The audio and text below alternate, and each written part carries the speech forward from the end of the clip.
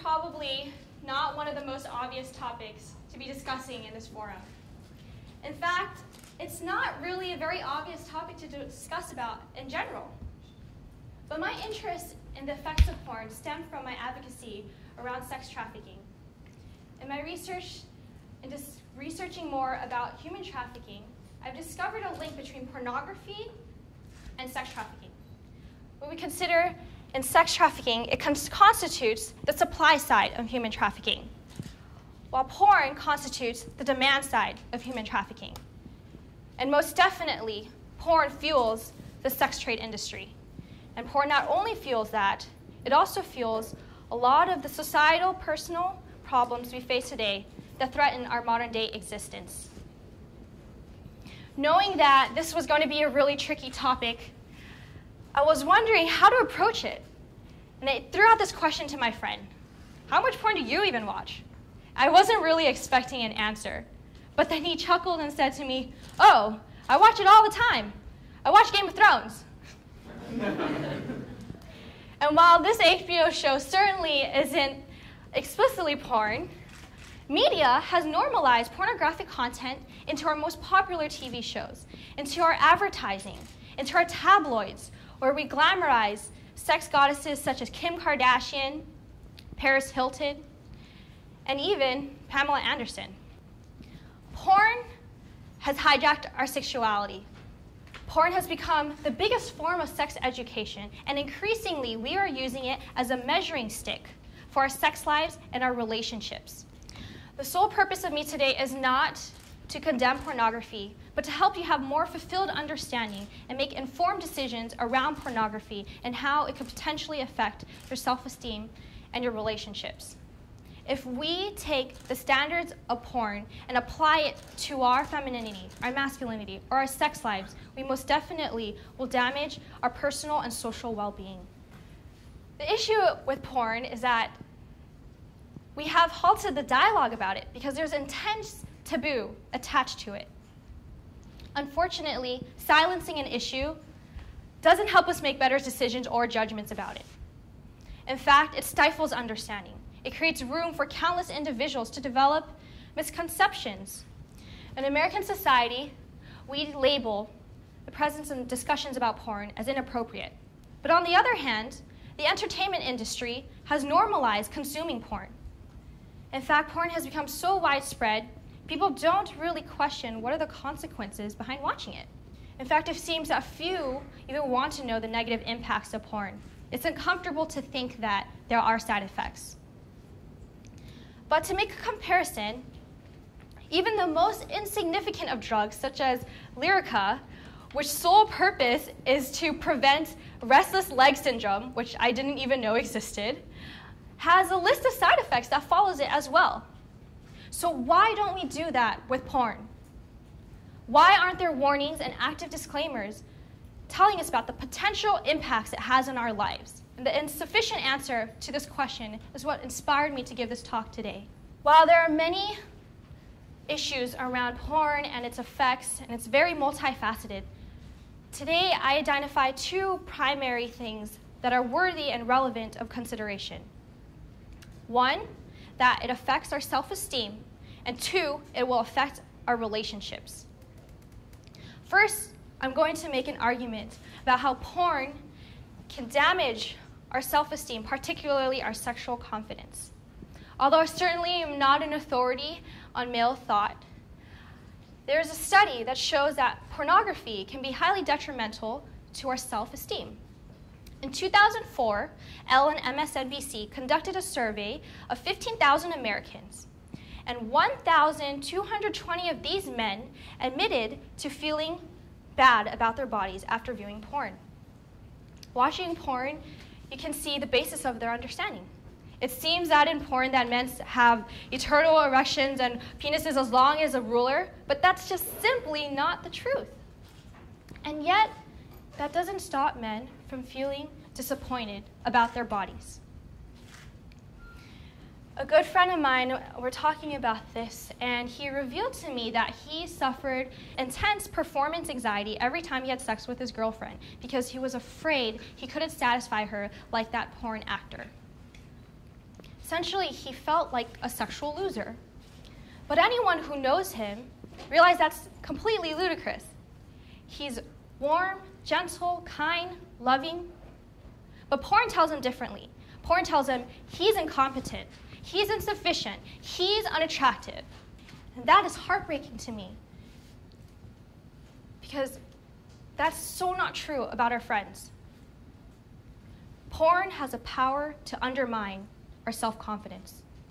Porn not only has this effect on men, it also has this effect on women. Statistically, it's true that more men consume pornography than women. But women also view porn as well.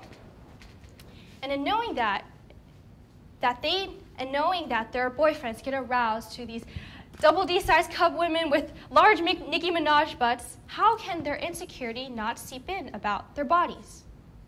I mean, personally, when I watch the Victoria's Secret fashion show, I get really insecure. Do I have to have rock-hard abs and long, thin legs in order to be considered sexy? To be considered attractive? To be noticed? No, absolutely not. But that doesn't stop me from questioning my self-image. Porn affects us personally, but unfortunately, it also affects us interpersonally. It has been shown that porn can damage our relationships. Studies have done research that porn is a highly addictive media, and it has created a so-called arousal addiction, where men feel degraded and shameful about themselves, and often distancing them from their loved ones and losing themselves to habit. Talking to another good male friend of mine, he revealed to me that his addiction of porn was controlling him and degrading the quality of his relationship. He felt bad about it, he was shamed, he started lying to his girlfriend about it, and overall, there was a loss of trust between these two people. Porn not only affects young men like my friend, but it also affects older men. In fact, in extensive studies around pornography, these subjects were men in normal marriages. In 2004, the American Academy of Matrimonial Lawyers, which is basically our nation's divorce lawyers, noticed a startling trend. 2/3 of them has seen a dramatic increase of divorces related around internet-related causes. And 58% of those divorces was a direct result of excessively watching porn. Porn can damage and weaken our marriages. Not only does porn affect the quality of our relationships, it also affects the depth of our relationships. For men who take porn for face value, they can easily confuse and think that they can objectify women in the real world the same way they objectify women in the porn world. If they're not careful in how they internalize these narratives, they can mistake continuously getting laid is a norm. And they'll go and hunt down girls on the road for a quick hit. They try to live out their porn fantasies of sex, sex, sex, sex. And that is endangering, because that's objectifying women. And it's dehumanizing us. In these cases, women can respond in two ways. They can either reject them or oblige. And for those who face rejection, these men who face rejection and confuse porn with the reality, they can conclude that there's something wrong with themselves. And this disappointment in themselves and their inability to hook up can morph into shame. And shame, if deep enough, can lead to anger. And for some, this anger becomes really extreme, and it's speculated as one of the causes behind the Santa Barbara shooter's motives. In fact, there have been articles on it that after viewing porn, this shooter admitted that he hated women for not wanting to have sex with him. In fact, not only did he hate women, he also hated men for having sexually active lives that were better than him. That's alarming. In the other scenario, if women oblige to men's sexual advances, men have empowered pornography to define their sexual lives and their relationships to shallow depths. And these women, obliging these men's sexual advances, they can misinterpret this and reaffirm this narrative of porn that women are always available, that they're always down to F, or DTF as we call it in universities. And this, again, can be deeply dehumanizing and stripping women from our three-dimensional character. And if you think this is far-fetched, that no, men don't objectify women and these thoughts, consider this example. 3 years ago, a person in a USC fraternity released an email to his brothers and said that the purpose of the letter was to strengthen brotherhood and identify sororistitutes that are more inclined to put out.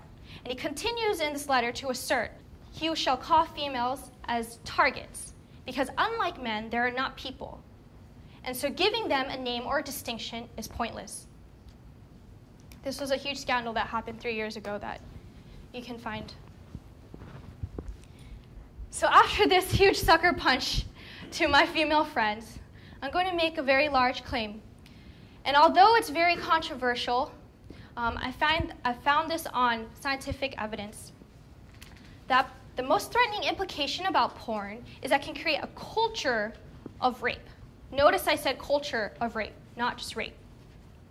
Furthermore, a scientific study on the sexual predators on college campuses have revealed that the culture of rape itself can perpetuate rape, not just the rapist. In this study, they had a research poll of 1,882 men, and 120 of those men admitted to commit acts of violence that met the legal definition of rape. And approximately, those men had committed 6 rapes on average, with a total of distinct 1,225 acts of violence. And these men were only 6.4% of the research pool. So while there's truly a very small minority that are very, very, very, very bad boys, they are able to operate their exploits because they are surrounded by a culture of males that accept them. These rapists blend into their peer group as average college students, but their strategies to scout out targets, to increase the vulnerability of victims, and their cognitive ability to distort their actions to themselves and their peers as acceptable mirrors what we call a criminal sex offender. The key difference is that while he typically would be identified as a criminal sex offender, he is socially accepted in his group and consider his acts of misogyny as normal and sometimes even cool. So no, while I have shown to you guys how porn can damage our self-esteem and our relationships, how do we overcome these lies about porn? The key, I think, is to consciously think about the media we consume. How much do we consume it? Are we differentiating porn from reality? My hope for you today is to walk out media literate about what you're watching in pornography, to question, how much am I watching it? And the answer doesn't need to be dichotomous of watch it or don't watch it. It can fall on the spectrum of how much we watch it. Why are we watching it? How are we understanding it? Why are we consuming it? And while the decision is yours whether to continue consuming pornography, I hope that now you can make a more informed decision that will be appropriate to how you can better love yourself and love others. Thank you.